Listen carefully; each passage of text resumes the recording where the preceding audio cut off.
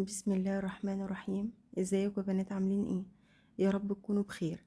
النهارده ان شاء الله هنعمل وصفة خفيفة وسهلة وسريعة، مش هتاخد معانا وقت خالص. 10 دقايق ان شاء الله تكون خلصانة معانا، وتنفع معانا كمان لفطار رمضان او سحور رمضان. خفيفة وسريعة جدا، مش هتاخد معاكم وقت خالص. اقل من نص ساعة هتكون خلصانة معاكم. معانا بطاطس باللحمة المفرومة. شوفوا معايا الوصفة جهزناها ازاي وقولوا لي رأيكم فيها. هجهز معايا 3 حبات من البطاطس، هكون مقشراهم وغسلاهم كويس جدا.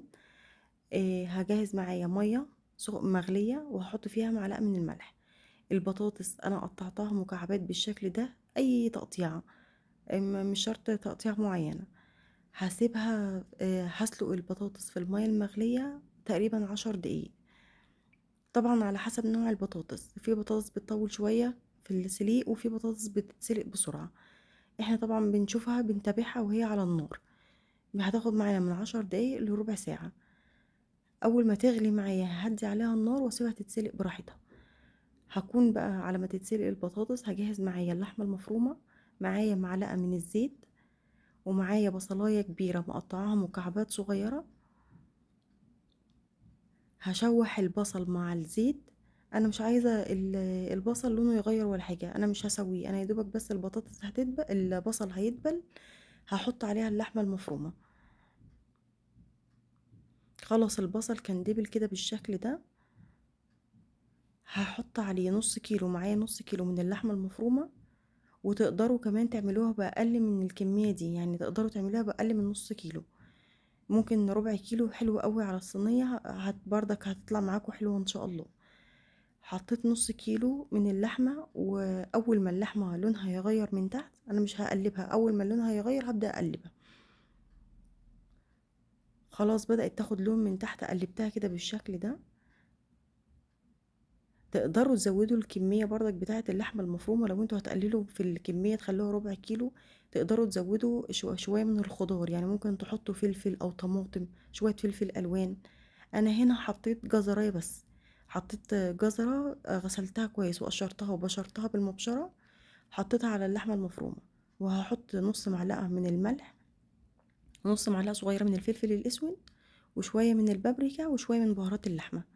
هقلبهم كده كويس جدا مع بعض، وهحط عليهم نص كوبايه من الميه المغليه. الميه هنا هو بتسهل معايا بتخلي اللحمه المفرومه تفكك من بعضها بسرعه. هقلبهم كده كويس جدا مع بعض، واول ما تبدا تغلي ههدي عليها النار واسيبها تستوي براحتها. على ما اللحمه تستوي كانت البطاطس استوت وخلصت بالشكل ده. وهي سخنه هبدا اهرسها بالهراسه، او بشوكه او بكوبايه اللي موجود متوفر عندكم وتقدروا تستخدموه. ههرسها كده هوت البطاطس كويس جدا. بعد ما اهرسها هحط عليها نص معلقة من الملح، ونص معلقة من الفلفل الاسود، ونص معلقة من الكمون. وهحط عليهم كمان 3 معالق كبار من النشا. النشا هتخلي البطاطس متماسكة كده وتديها قوام حلو. وهحط عليهم نص كوباية من اللبن او الحليب. هقلبهم كويس جدا مع بعض بالشكل اللي انتوا هتشوفوه ده. هجهز الصينية بتاعتي اللي هدخلها الفرن.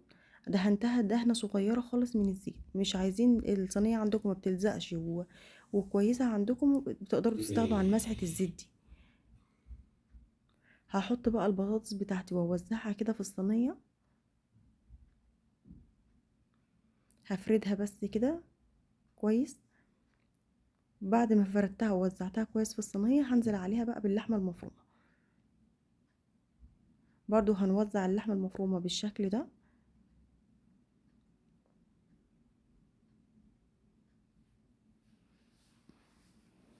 بعد ما حطيت اللحمة المفرومة معايا هنا هو شوية جبنة موتزاريلا. هحطهم بقى كده على الوش، هنغطي بيهم اللحمة المفرومة. وهكون مجهزة الفرن معايا فرن سخن درجة حرارة 180. يدوبك هحط فيه الصينية برضك من 10 دقايق ل15 دقيقة. مش هتاخد معايا وقت خالص. هفتح الفرن من فوق وتحت، يدوبك الجبنة الموتزاريلا تسيح وتاخد لون، وهطلع الصينية على طول. ده شكل الصينية قبل ما ادخلها الفرن.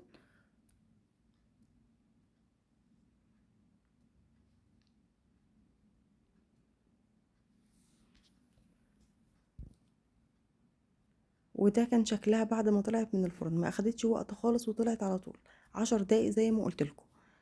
هنبدأ بقى نقطعها واوريكم شكلها. بجد وصفة سهلة وسريعة والله، ما أخدت وقت خالص. هتنفع معاكم لسحور رمضان أو فطار رمضان. وتغيير برضو يعني الناس كتير بتبقى عندها لحمة مفرومة وبتحتار إنها تعمل بيها إيه.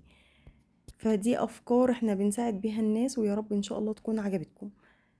جربوها وقولوا لي رأيكم فيها. ده كان شكلها. تقدروا برضك تقدموها بقى مع رز، مع عيش. احنا بصراحة اكلناها مع عيش وشوية سلطة. جربوها وقولوا لي رأيكم فيها، ويا رب تعجبكم. والوصفة كده بتاعتنا خلاص خلصت، وان شاء الله اشوفكم في فيديو جديد ووصفة جديدة بإذن الله.